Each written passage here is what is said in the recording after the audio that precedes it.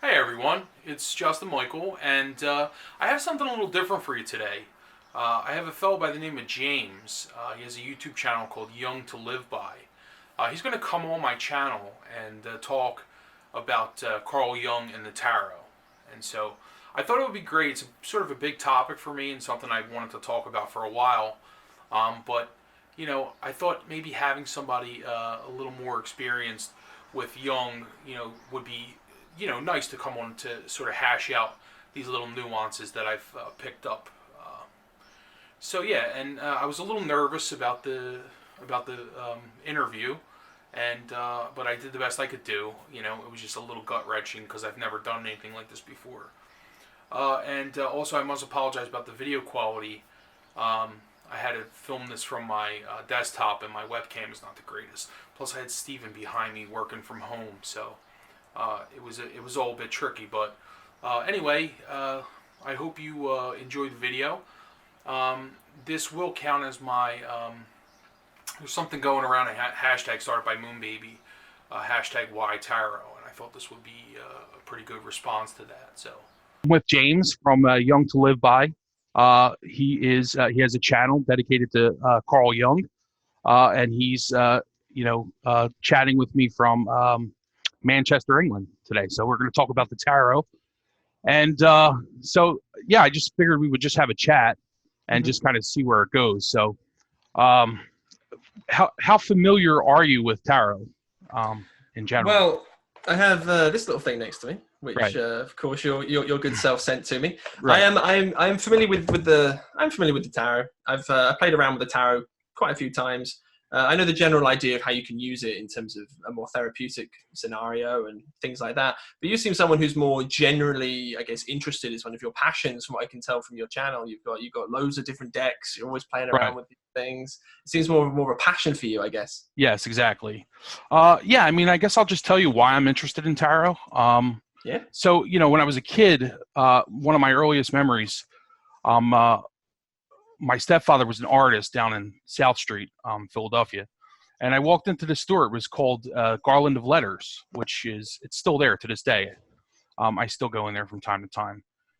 And I Hmm. just remember picking up the tarot deck and looking at it and just being completely like enamored with it, just totally drawn to the imagery.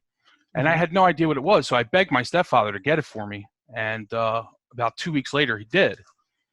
And so I basically grew up in a very Catholic, Irish Catholic kind of area in South Philadelphia.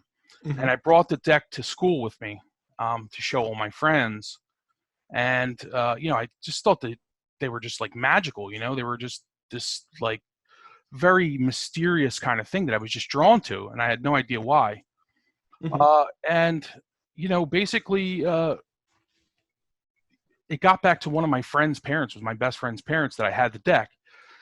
And he came to me one day and he was like, this deck, like my mom basically came to me and said, I can no longer be your friend if you have this tarot deck. So, Mm. so I was like, I had basically in like witch burning kind of fashion, I had to basically get rid of my first tarot deck. So that was my first memory. So of course that made me more interested in tarot. I wanted to get another deck. So it was like, like what about like why are these cards so forbidden? Like why are they mysterious? Like why like what is it about this deck? And so of course that basically is probably why it sparked my interest in tarot from an early age. Mm. And so, then I became very interested in like the history of fortune telling.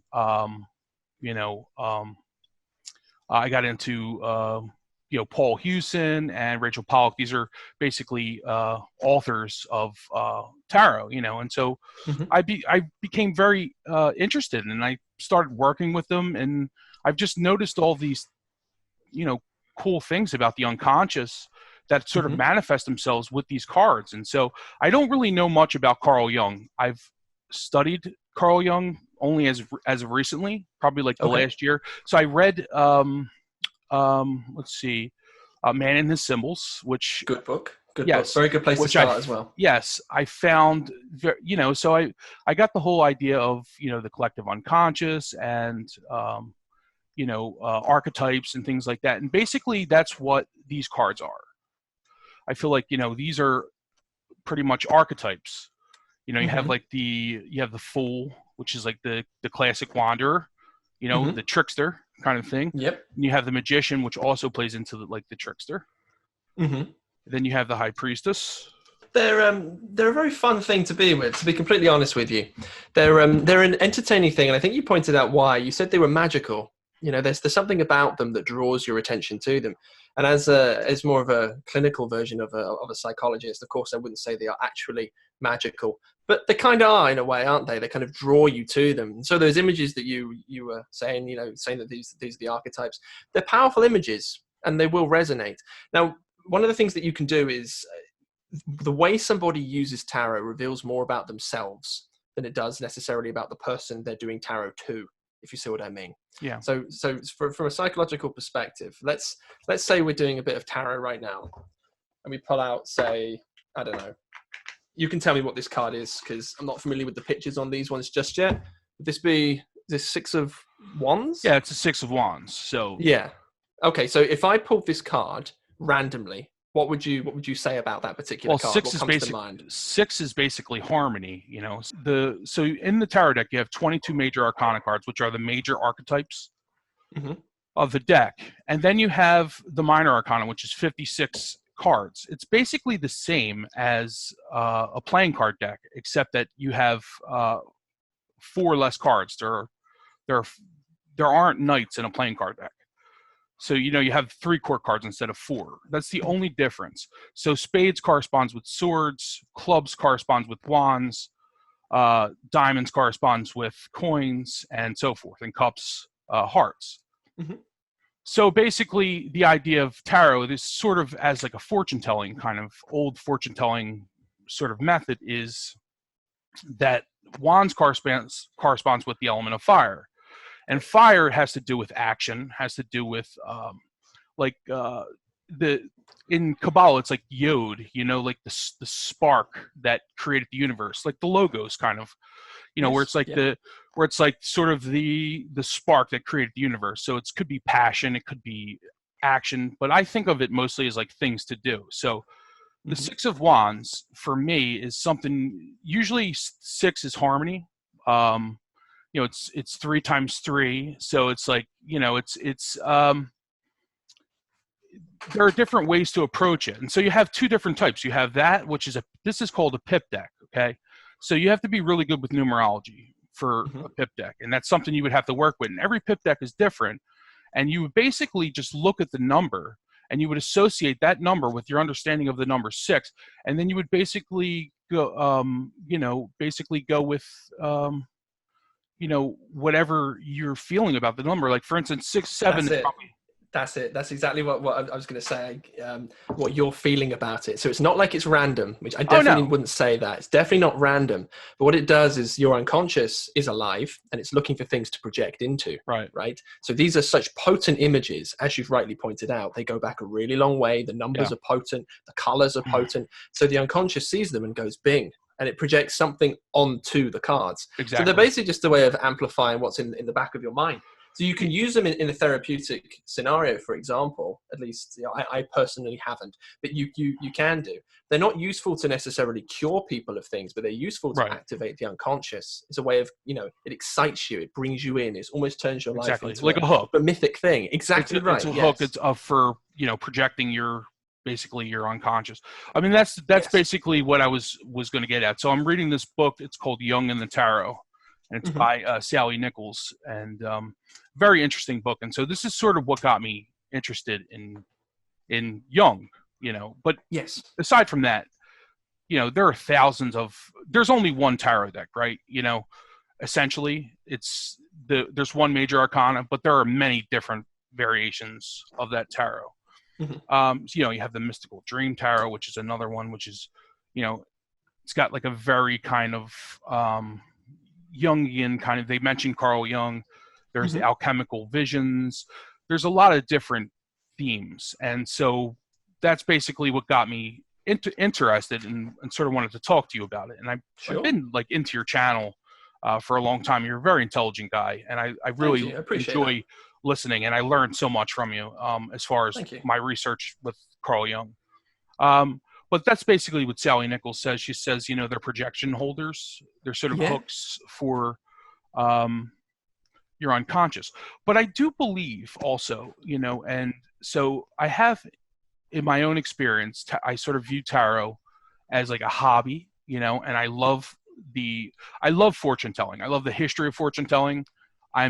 As a hobby, I'm very interested in, but I'm also somewhat of a materialist, and I do look at the cards realistically. And that's why I was sort of trying to explain, I was sort of trying to pinpoint, I guess, what it was that sort of, even though I know that these cards are basically, like the fortune telling aspect is nonsense, there is something magical even about that. And I attribute it to possibly synchronicity. Yeah. I think that there's possibly an element of synchronicity in this, because I've had just some very meaningful experiences with reading the cards. So basically, if I was to read your cards, I would draw out, whatever cards, and then I would, of course, if you draw the High Priestess, that is feminine. That's mystery. Usually has to deal with like, major archetypes, major sort of themes, the magician putting energy into action, that sort of thing. The Fool is like a new beginning, basically corresponds with that. And so you're telling a story visually, you're visually telling a story with the cards. And it's just basically it's like, it's hard to explain. You just sort of have to experience it, but the readings can be very meaningful. And I was watching a dialogue between Sam Harris and Jordan Peterson, and Sam Harris said like something really just sort of disregarded tarot, and he was just like, oh, there was this guy reading cards on the street, and he just totally blew it off. And I was like, like, what a jerk, because it was just so dismissive of the whole thing. Like, it bought into the whole kind of gypsy stereotype, like this is, scamming people. But the majority of tarot readers, especially in my community, aren't really, they actually are very sincere about it. And there's sort of a system, many different systems, you have Waite system, Crowley, you have all these figures that sort of came up with a system. But there's this stigma about tarot that's very just negative. And so Sam Harris, dismissed it, and basically, saying people who use tarot cards are charlatans. And Jordan Peterson was like, well, hold on a second. He was like, he basically came to the defense, and as I knew he would, because he's just, he sort of has like a little bit of that mystical kind of. He does. He definitely does. You know what I mean? Yeah.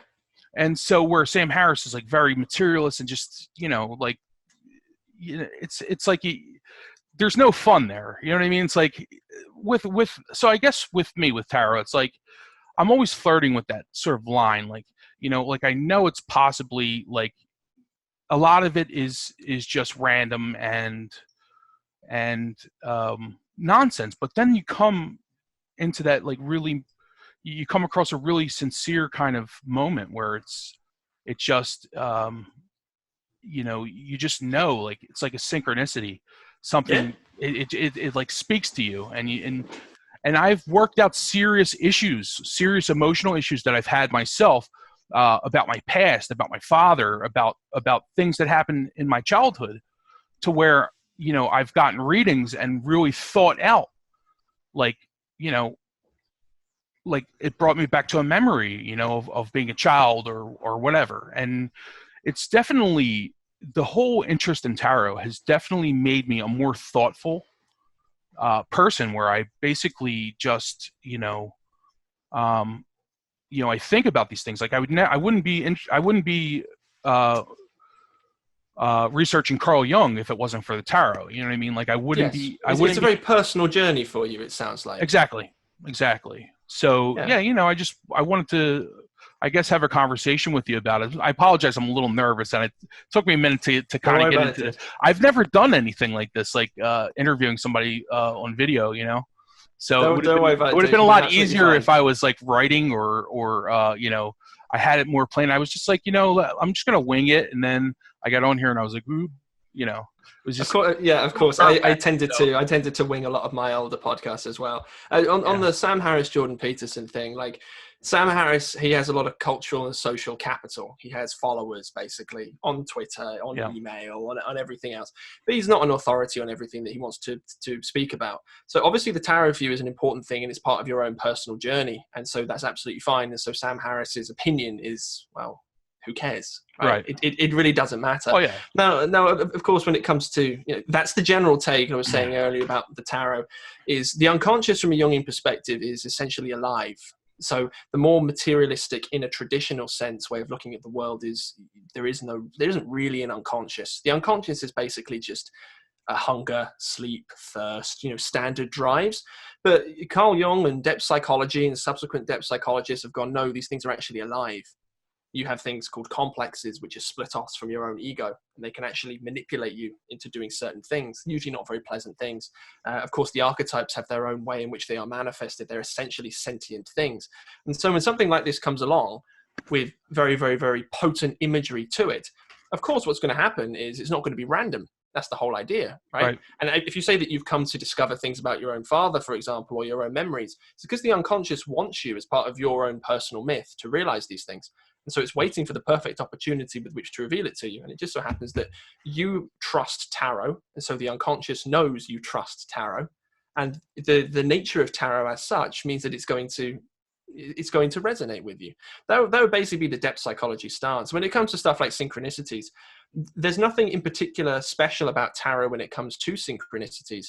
But certainly if you're engaged with the tarot cards themselves, and if you're respectful of the psyche, and this is something which divides people like Sam Harris from, say, depth psychologists, or say people like yourself, is you tend to be more engaged with your own psyche, your own. A refusal to look at mystical things means you're essentially taking the language of the psyche and pushing it away.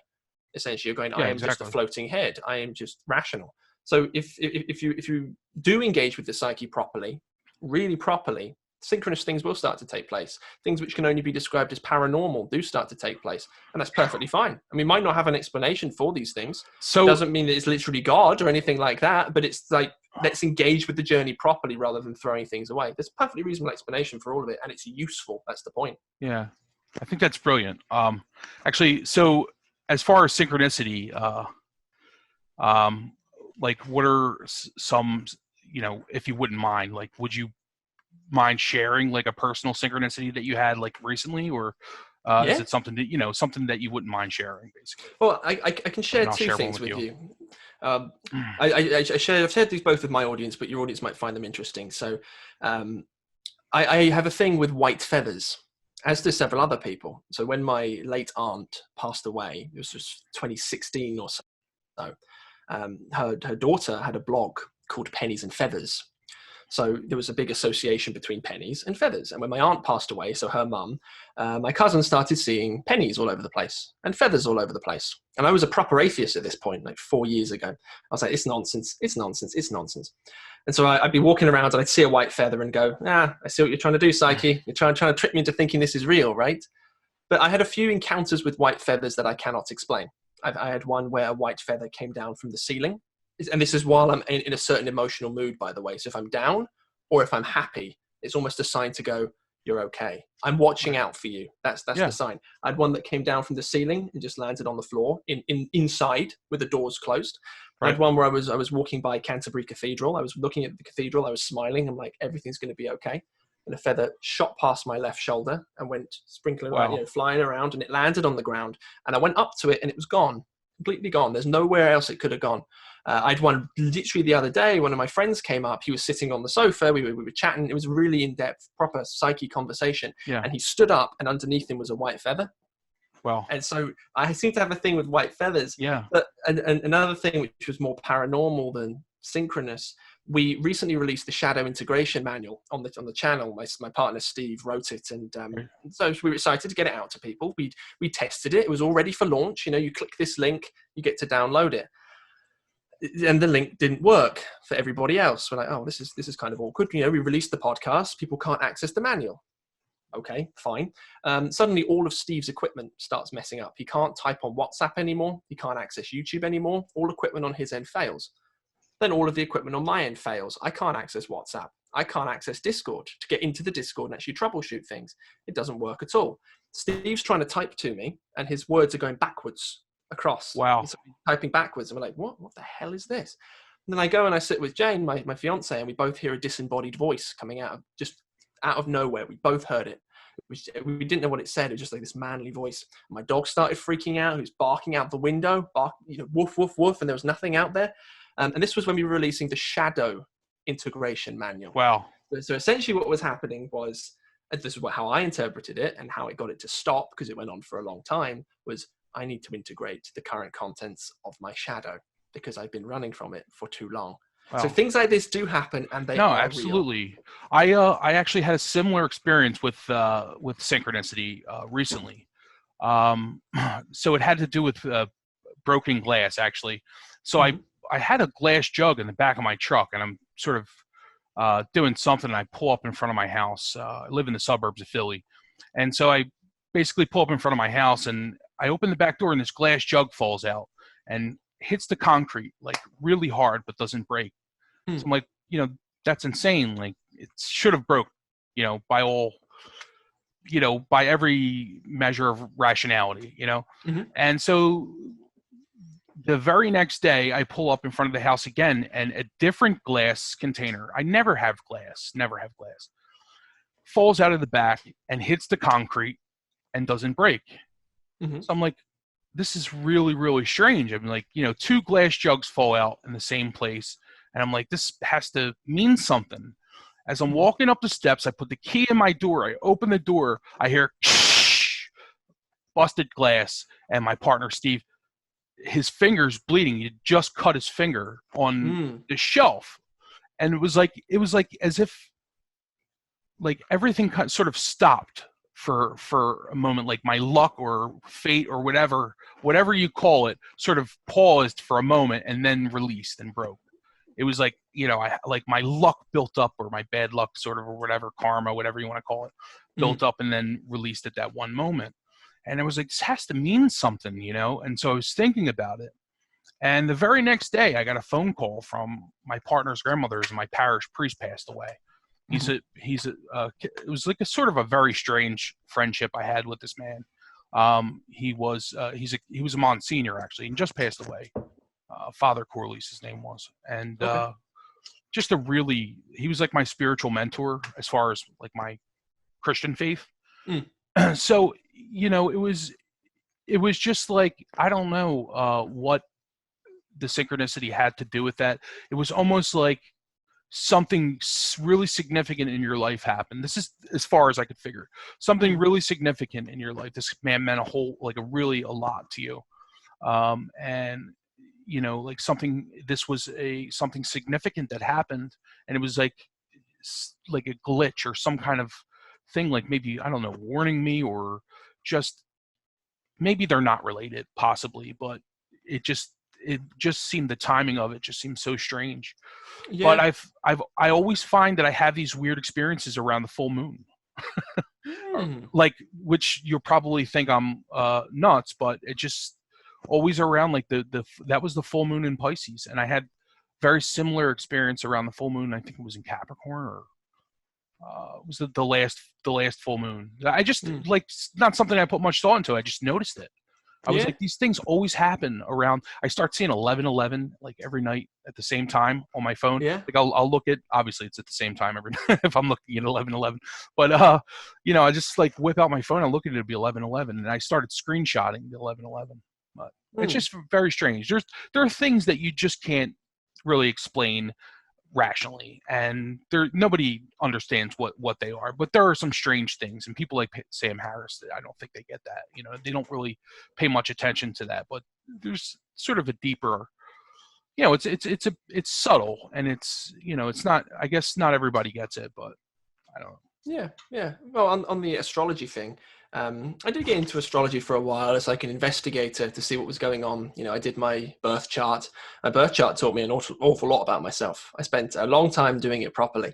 And I don't have a mechanism by which it can work, but my general approach to stuff like that is to nod and smile rather than to throw things away. Just be like, okay, that's kind of cool. But of course, with stuff, if it's specifically on a full moon, this is not to discount astrology as such.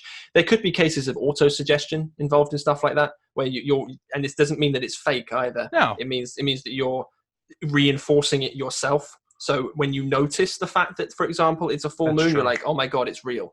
So the psyche would use that to draw your attention to something. No, absolutely. No, I get that. So the idea from these. So what's your sun and moon? And what is your sun and moon? What your signs?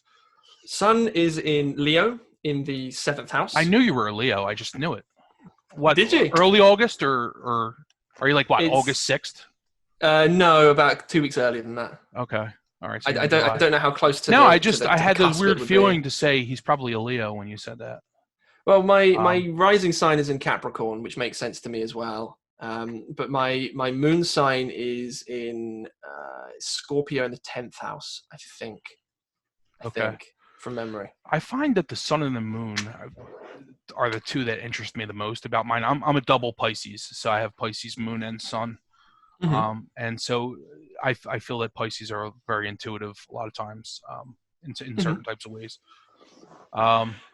But I just have a passing. There's some. Sorry, I didn't mean to interrupt. I was going to say there are some sources. If you're interested in Jungian Jungian takes, people who brand themselves as Jungian anyway, it's not really a meaningful term necessarily. Liz Green, you might be interested in her work. She tries to link the archetypes essentially to astrology and stuff like that. It's good fun, basically. I have zero opinion on how valid it is. Exactly. Absolutely none. I'm just like, that's kind of fun. Kurt Vonnegut had a saying, he's like, we're put here on Earth to fart around, you know what I mean? And that's basically like what life is all about. And anybody tells you different is just, out of their minds. Like, for me, that's exactly what astrology is. It's just just messing around. You know what I mean? It's like certainly. Well, I have an experience with people before. Tarot. It depend on your own development, basically, and your own strength of your own ego. I don't mean egocentric. I mean as a structure. How stable are you, essentially? Yeah. Just any individual, the royal you, not necessarily you. Oh, I'm probably very unstable, but go ahead. Well, if people can dabble in the occult for fun, for example, occultic things, or they could dabble in tarot for fun or astrology for fun. But there does come a time when some people can go too far.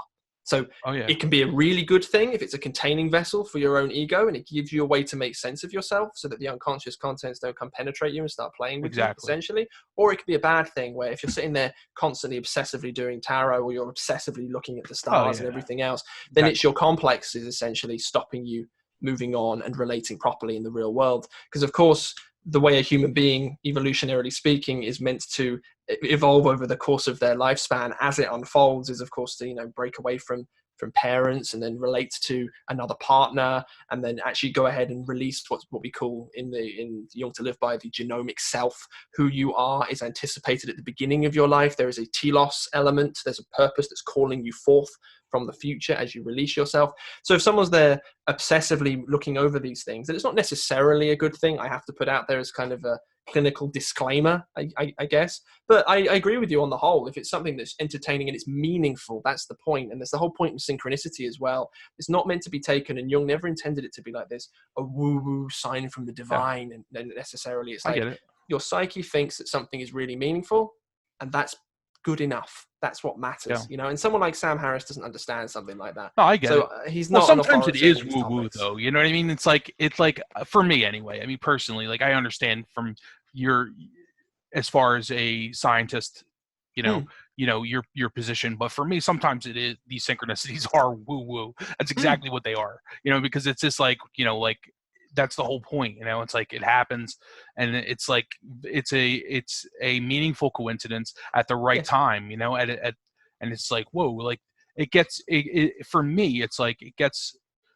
just like one of those subtle kind of like nudges from like the Almighty or Mm. whatever. You know what I mean? Yeah. At least that's me. I mean, personally. Oh no, and there's absolutely nothing wrong with that. I completely respect that, and it's the same thing that I would believe, except what you might call the Almighty, I would just call the psyche, essentially. Right. So we just facsimiles of each other, essentially, in terms of day-to-day, moment-to-moment action. Yeah. No problem with that at all.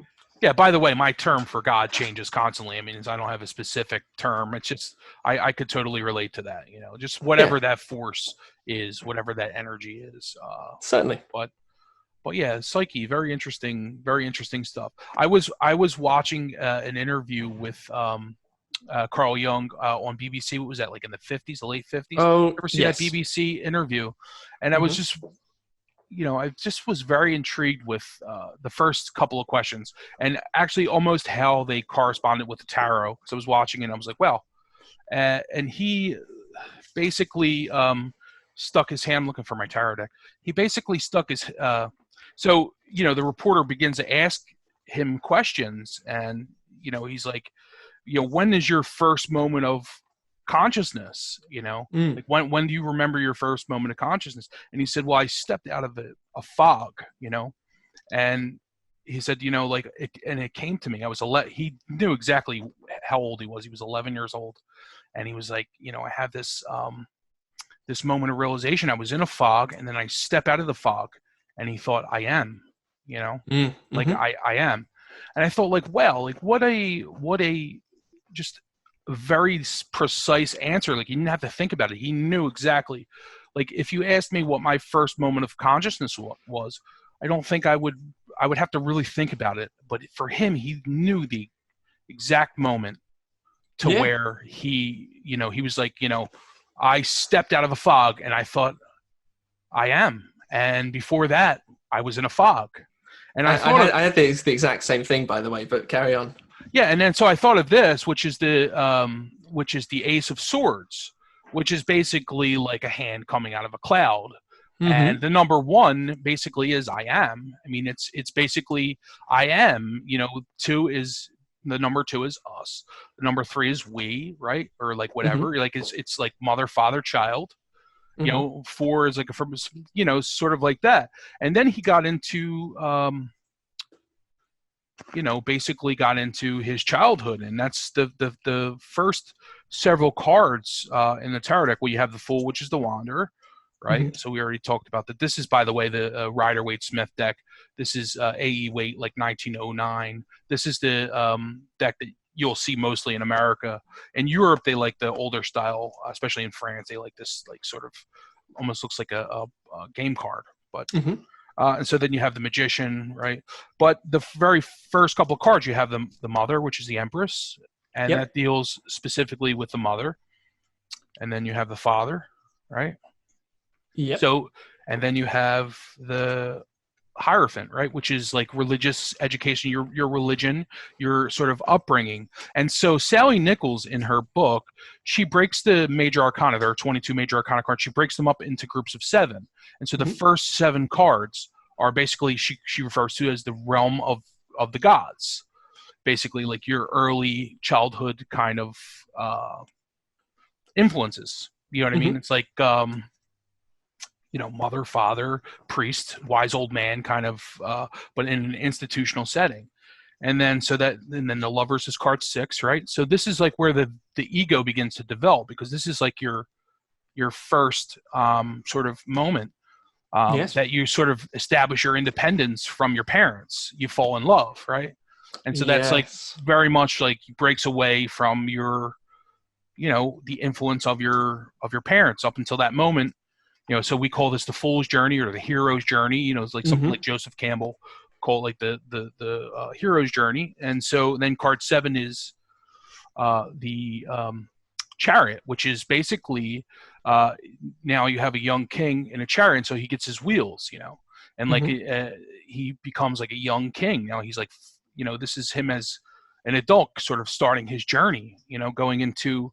So then the next 7 cards, I believe, refer to the realm of ego consciousness and earthly reality. I think is what basically has to deal with, strength. The strength. Actually, so there's a difference here. The only discrepancy is, so let's say the traditional tarot card 11 would be card 8 would be justice. 8, for whatever reason, AE weight, he switched cards 8 and 11 because for whatever reason, but mostly. So then, you have justice, and so you have him. He needs somebody to sort of help him judge moral things for himself. Aside from his parents, and so, and then so that's 7, and then 8 would be, I'm sorry, 8. Oh no, 9. I'm sorry, that was card 8. Card 9 would be the hermit. So this is like the wise old man returns, right? But he's more or less teaching you how to have like a religious sort of a spiritual relationship on your own, like through meditation and your own sort of individual spirituality, as opposed to the institutional of the first 7 cards, which is sort of forced upon you. So let's see. So that's 10, and then 11 you have it would be strength, even though this is card 8, in this deck, but and so on and so forth. And then the last 3, I believe, or the last 7, the is like exploration of the self, sort of going into the discovering your the whole entire self, the unconscious and everything. And so it's very interesting. What you're describing is an imagistic representation of individuation, essentially. Right. Exactly. So, yeah, I mean, I don't know about the specifics, do you have to do this step before this step and stuff like that? But yeah, it's exactly what you're describing, and especially the love one, for example. That's very, very, very important for people to understand. Exactly. And then so the 21st, well, this is technically the 21st card, but it's number 22 because of the full 0, but this is the world, and it's basically an androgynous figure. If you look at the fool is androgynous in this deck, and the very first card, it's like almost like a hermaphroditical kind of looking person, right? And so that's the idea. It's on purpose, and then that plays into the whole early kind of perfect man sort of form of like androgynous. And then the final card is that sort of almost is like it represents individuation, the anima mundi or whatever they call this figure, where it's like sort of reunification of the sexes, and tarot is very male female oriented. Everything is masculine feminine, and so it works perfectly with like, from what obviously I'm not qualified to have much of an opinion on Jungian stuff because I haven't done much but read a few books, but from what I've encountered, it just seems very sort of perfect for it goes into sort of that male female kind of thing, it plays very much on those, and it's not just male and female and as far as the sexes, it's everything, male and female of everything, spiritually, symbolically, male, the anima and the animus, and that's what the magician and the high priestess are basically, the anima and the animus. Well, there's something you might find interesting, or your audience might find interesting. There is a book I'm currently reading. It's called Coming Together, Coming Apart, The Union of Opposites in Love Relationships by John Destian. A Jungian book, basically. And he gives an explanation in there of what love is. And it kind of fits with what you're saying. It's like you fall in love and you're infatuated with somebody when your psyche or your unconscious believes that person to be someone who can complete you, and vice versa, if it is returned. So this is where we got you got individuation, and then you've got the masculine and feminine dynamic. But of course, you as a man, for example, are a man. You have male psychology, and so there is no female psychology within you. So you individuate as a man. When you find somebody, man, woman, whatever, who can complete you and make you whole, that's when the anima in you will come out and project onto somebody else, and then you will come together with them, right? So you remain sort of like two separate things, masculine, feminine, whatever else, which have to be separated from male and female. But it's all about making you whole. And that's the point of the tarot journey. I mean, you had a card there that was all about going into the self and becoming who you are. Well, Carl Jung said, of course, about individuation, typically speaking, and you can speed this up if you want to, first half of life is about, say, as we're both men, going out and being a man. And then the second half of life is finding out who you are. But from a biological perspective, this would be the genomic self. So all of who you could possibly be, all of your genes, all of your past history, who are you meant to be, right? because a child is pluripotent. They can be anything, right? It's like a Peter Pan thing. They can be anything. But a man, as he develops, goes down one single differentiated path, who he truly is. So that's what it sounds like to me, what you're describing there. And it's no wonder that whoever came up with the original tarot, for example, knew this, because obviously it resonates with people for a reason. The guy was hitting on something.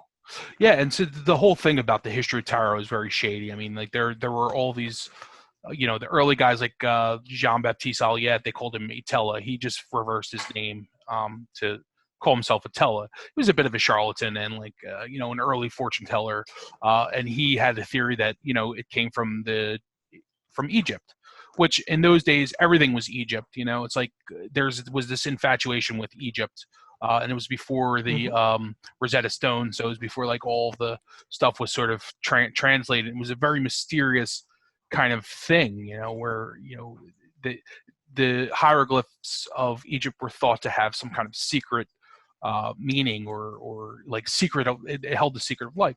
So Attila basically he just came up with his own deck, and he took the original cards. I'm sort of getting ahead of myself, but the original cards we know were designed as a playing card deck. We know that now. Northern Italy around it was the Visconti Sforza was the Duke of Milan as a gift. Got a painter to paint this game card deck, and this tarocchi is still played today. It's a game of trumps. It's a playing card game, but divination with cards goes back way well before that. But there's a theory that the Albigenses or the what's the name of the town in France, the Gnostic sect of Christians that lived in France during the the Inquisition, the Albigenses, basically. Waite thought the Albigenses sort of put the images, like these Gnostic images, into the tarot, into this deck would be, the older looking deck, that goes back further, and there are even different variations of that, but. So yeah, he thought that Waite thought it was the Albigenses sort of hiding that Gnostic information in the, and I just thought that was, there's no way of proving that, but I just thought that was very interesting, that these like Gnostic Christians sort of put it in this game, knowing that people would, sort of as a secret way of probably nonsense, but it's fun to establish. But we do know that it didn't come from the Gypsies, because the Gypsies didn't even come from Egypt. They certainly didn't come from Egypt, because the Gypsies are from India. We know that now. But in the old days, Middle Ages, they thought that the Gypsies came from Egypt. That's where they get the name Gypsy. And so they thought that the Gypsies brought this, information. And Paul Hewson, in his book, Mystical Origins of the Tarot, this book here, which is very interesting. He points out that the Gypsies, they basically, posed as persecuted Christians from Egypt, fleeing like sort of persecution, and they found like sympathy with the Christians of Europe, and that's how they got in. But that was, of course, all a lie, because they left. I believe India, or like the subcontinent area of India, is where they think that the Gypsies came from. But they don't know where. But Sally Nichols, in her book, and she makes a very good point. She says, it doesn't really matter where they came from, like historically. It came from an area of like the unconscious, yes. It came from a very important, sort of like a neglected part, or like something. It manifested itself in a very meaningful way for someone. Yes, where they told the story. That's very clear, because this deck of cards has survived, for a very long time, based on those things. It's very meaningful, and it works so well for fortune telling, because of the archetypes. And there are a lot of people who take advantage of people, I'm sure, with tarot. But for me, it's just been very. It's just fun to learn about, mostly. For me, it's just, I love different decks. I've always liked decks of cards, number one. I like playing card decks. I collected baseball cards. You probably don't even know what they are. I've heard of them. I've had a few American friends who told me. Yeah. Yes, baseball cards. I collected, we had G.I. Joe cards, which is probably like government propaganda. we used to collect these army guys, little cards back in the day. And just so I've always liked game cards. So it's like sort of, I guess this is just a more meaningful version of that, you know. And so what do you think the tarot does for you? Well, it's, you know, like you said, it's a hook, like for my feelings or whatever that part of my unconscious is. It's it allows me to approach a problem from a different. I believe it's like sort of like almost like brainstorming. Like if I have an issue going on, you know, there's no, you know, it's like you can just pull cards and, you know, it gets you to think about things from other people's perspectives, about from different angles. You know, you can really, it's just a good way to think, but you're thinking in terms of symbols, which are very meaningful kind of part of our existence, I believe. Yes. I mean, obviously, if someone was to create a tarot deck where it was really boring pictures on the front, you know, exactly, cupboard book picture, it just right. it wouldn't work so well. So yeah, I think whoever the author was, you mentioned that it came from the unconscious, is absolutely spot on, right? It's not as if, you know, Homer sat there and he wrote the Iliad one day. He came up with the idea. It was, oh, this is a really good idea, I'm going to write it down. No one does that. Great art does come from the unconscious, and you know so because. Well, you know, so because it sticks around, and two, because the more you dig into it, the more actually comes out of it. And you know, like say lots of Hollywood films or whatever, lots of pieces of fiction come out, and they just don't grip you. But the fact that it would come from the unconscious, at least the images do. It's kind of like, well, if it helps you, it helps you, and if it is benefiting you. Exactly. Absolutely. I've known people it's also benefited as well. They do the tarot all the time, and they, exactly as you described, actually, they use it as a way for them to think around a problem. They're too blocked or something like that. Yeah. And so they're like, oh, so maybe this. And so writers use it, you know. Yeah. Writers definitely. use it. Other people. So just a bit about the Jungian tarot, and we can sort of end after this, you know, because I really do appreciate your time, James. No problem thanks for coming on, and sorry if I was a little unorganized, but I'm sort of learning as I go. Not at all, and I have not a very amateur channel, so it doesn't really matter much anyway. But so right. So the Jungian tarot, the whole purpose of this was there are 3 books that come with the Jungian tarot. Just a bit about this. So you know, this is the first tarot psychology, which is called tarot psychology. Yep. And then there's like the Jungian tarot and its archetypal imagery. I haven't really read much. I've read the first book. I didn't get into the second book, but in the first book, he recommends a 22-week program where it's sort of embraces the it's like self-discovery through the major arcana. And so it's basically like the active imagination kind of thing. Like he describes, you know, like step 1, select the card, the Empress, and he starts off with the Mother.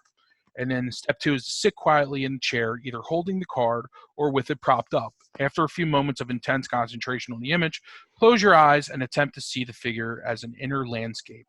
For some, this is easy. For others, it's very difficult. But creative visualization is a skill which improves the practice.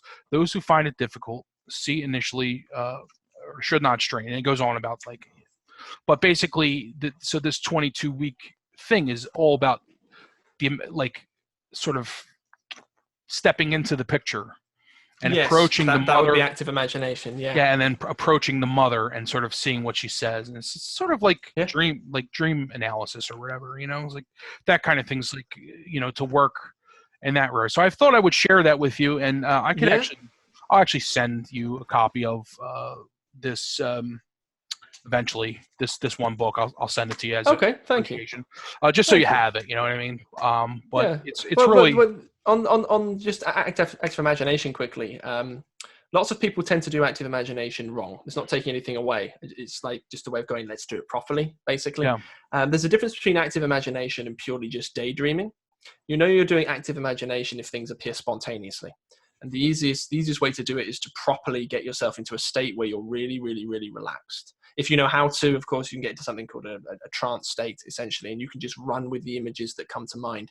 And you can get to a point, and it's really weird, and someone like Sam Harris would certainly disagree, but you can get to a point where characters, say, for example, you visualize this nice young man on the front of this thing, he will come and speak to you, and you can speak back to him. Now, it doesn't mean, of course, it doesn't mean you're talking to the archetypes. For example, it could be a complex that you're talking to. In fact, it's more likely that it would be a complex that you're talking to, but you're still engaging with the psyche. And then when you start engaging with the psyche, Well, if you can engage with the psyche in many, many, many means, but if you're more inclined, if you're more inclined to do it that way, then it's best to do it properly, I think. So if anyone's watching who wants to relax yourself completely, breathe deeply, don't try not to move or anything like that. This is how Carl Jung wrote the Red Book, by the way. He sort of just went, he just completely sort of flopped down, and he allowed himself to drift down the rabbit hole. And sometimes you can actually, your eyes will start to flick a little bit when you do it, and it looks like you're actually going into a tunnel. Just keep following that and allow anything, spontaneous dream images to come to mind. You don't have to do it with images like that or cars like that. But if it helps people, I think, why not? It could be in. Yeah, I'll have to read about that. I actually have Memories, Dreams, and Reflections right now in my bedroom, and I read the first chapter of it, and I find him very fascinating. He's just, I don't know. There's something about Carl Jung that I'm just attracted to, where I just want to learn more. He was a visionary genius. He was a visionary genius. He had his own shadow, though. I will put that out there. He definitely had his own shadow. Of course. I mean, of course he did. And what was the one thing he was talking about, which I found, and we can end after this point. I just, he said something about like a synchronicity he had with, I don't know if this is a synchronicity or a manifestation of the unconscious that he felt from a patient in a hospital. He was studying, I'm not sure if it was in the United States or in Africa, but he was studying, people of African descent. And he wanted to, he was studying their dreams to see if they dreamed the same as us. Yes. And so the guy came up to him and sort of said, like, look at the sun. He was telling him like the sun had basically like he calls it a tube in the yes. But I've read that the guy said that the sun had basically a penis, and that this was the origin of the wind. And if you move your head, and like he thought the guy was crazy, but then later found that somewhere else that this was a part of like Greek philosophy or some sort of hidden philosophy. Maybe it was alchemical philosophy. Yeah, I can't remember the specific. Mesopotamian comes to mind, but that might be wrong. But and of course the idea is, how the hell could this guy have known that image? And there was no way he could have known that image. Right. I had a similar thing. I explained it in a video on my channel, but I kept having dreams of being decapitated.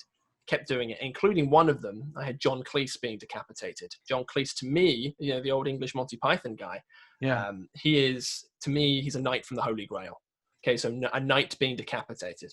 And it took Steve, who of course is one of my partners on the Jung to Live By channel, to come in and go, have you read Gawain and the Green Knight? Which is this old Arthurian myth, goes way, way, way back to Celtic times.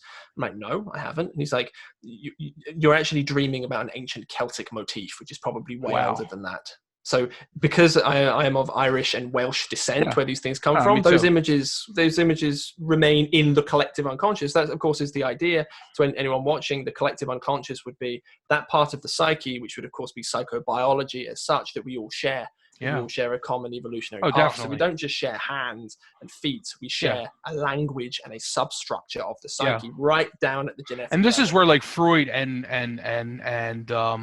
Jung kind of disagreed, right? Like where Jung was like sort of very, he emphasized this, historical biological association with your ancestors and all that. That's why I find him interesting. I think that's like so much, it's just so very interesting. Yeah. But also another thing I found interesting was, Freud got a lot of his information from, Jewish mysticism. A lot of the his influence came from like Jewish mysticism, and of course a lot of tarot, certain schools, the Kabbalistic type tarot approach comes from that Jewish mysticism. Also, so it's just like it's sort of all. I just can't really put my finger on it, but I feel like it comes from like this sort of either like hermetic or like alchemical kind of like influence. Like they all sort of come from almost the same place. You know what I mean? Like all these they would issues. And of course in depth psychology it all comes from the psyche itself. So the idea, if you are a practicing depth psychologist, or you'd like to be, we call the channel of course Jung to Live By, and the idea you're living by these kind of principles and whatever else, watch what you do is rule number one. Watch what you do and what you're interested in. So for example, with you, tarot would be something that you're interested in. Why?